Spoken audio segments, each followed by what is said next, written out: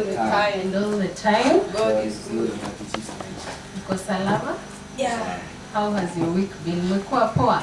Yes. The Lord has kept you. Yes. I believe amewalinda, amewachunga, amewapigania vita, sindio? He has been a faithful God to me. The whole week he has kept me safe. He has been my provider. He has protected me. And I am happy to be in his house this morning. Amen. So I hope hata nyinyi mko na furaha kukuja kwa nyumba ya Mungu. Yes. Yeah. Yes. So the verse that we are studying this morning, or rather the chapter, we are studying Genesis chapter 30. So let's open our Bibles to the book of Genesis chapter 30. That is what we'll be studying today. Let's believe and pray. Mighty and everlasting Father, Lord, we want to dedicate this time to you. As we study your word, Jehovah, Lord, we pray that it shall be an inspiration to us. We shall learn of what you want us to know through it. We give you praise, we worship you. For it is in your mighty name I do pray, believing and trusting. Amen. Amen. So last week we left it at Rachel and Leah competing. Wapate who will find love, more love from Jacob, right? So I shall read verse 1. When Rachel saw that she was not bearing Jacob any children, she became jealous of her sister, so she said to Jacob, "Give me a child or I'll die." Jacob became angry with her and said, "Am I in the place of God, who has kept you from having children?" Then she said, "Here is Bilhah, my servant. Sleep with her so that she can bear children for me, and I too can build a family through her." Verse 4, so she gave him her servant Bilhah as a wife. Jacob slept with her, and she became pregnant and bore him a son. Then Rachel said, "God has vindicated me. He has listened to my plea and given me a son."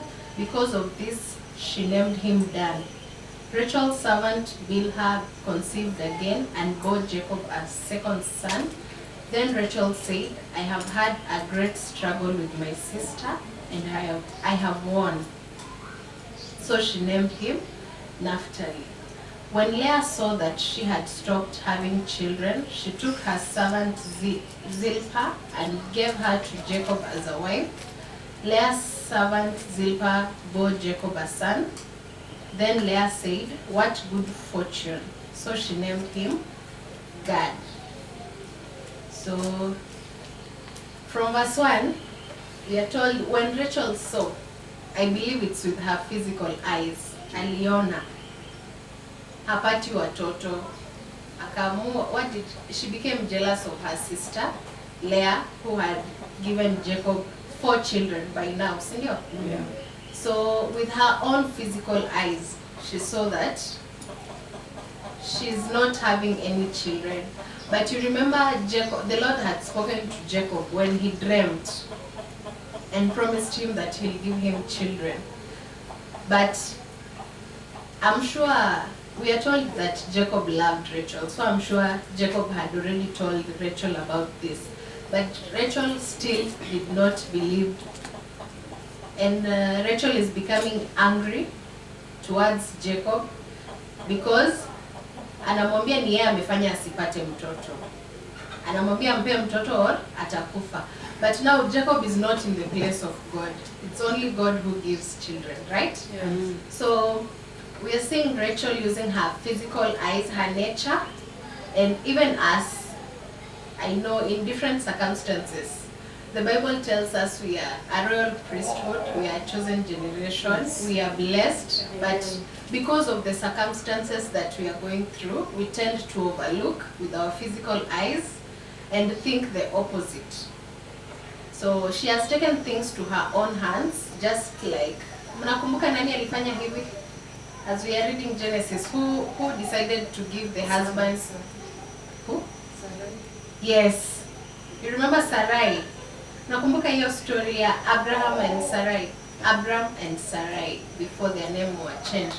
She also took things to her hands to fasten the process, akapea Abraham servant alikuwa anaitwa Hagar. You remember?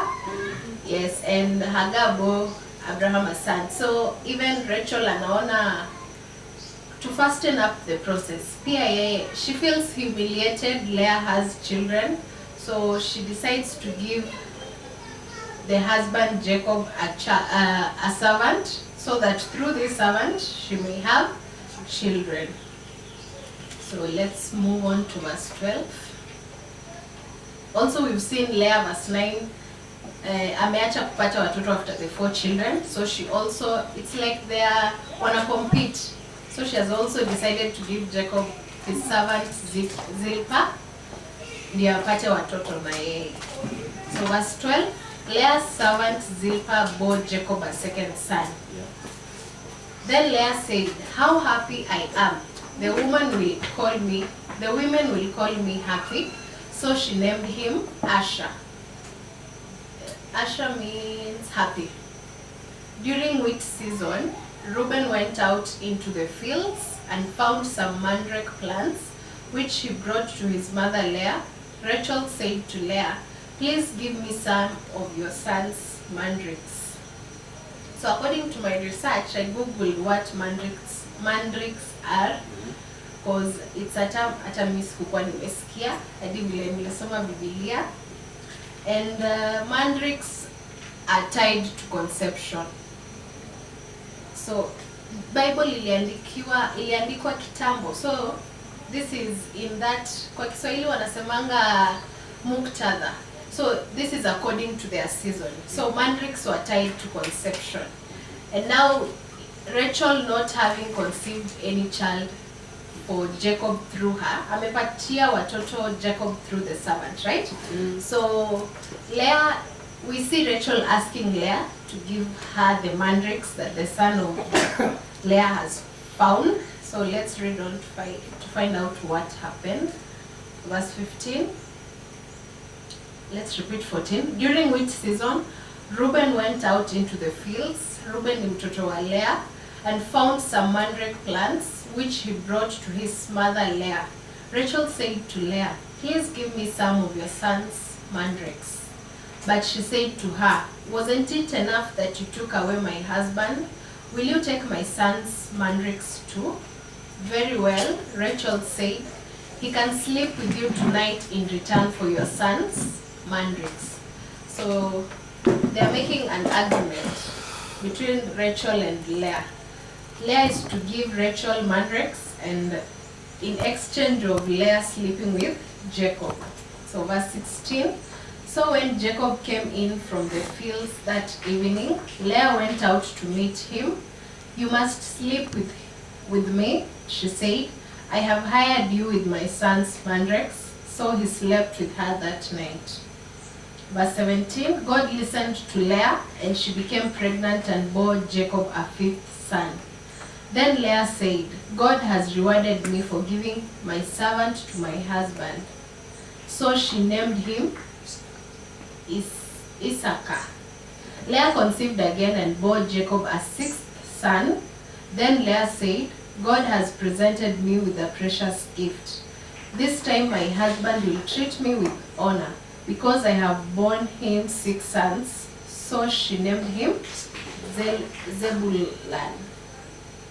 Verse 21. Sometime later she gave birth to a daughter and named her Dinah. Then God remembered Rachel. He listened to her and enabled her to conceive.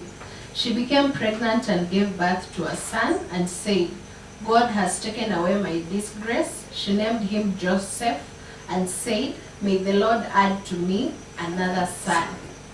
So God has been faithful. As we have been reading through the book of Genesis, we've seen he's a promise keeper.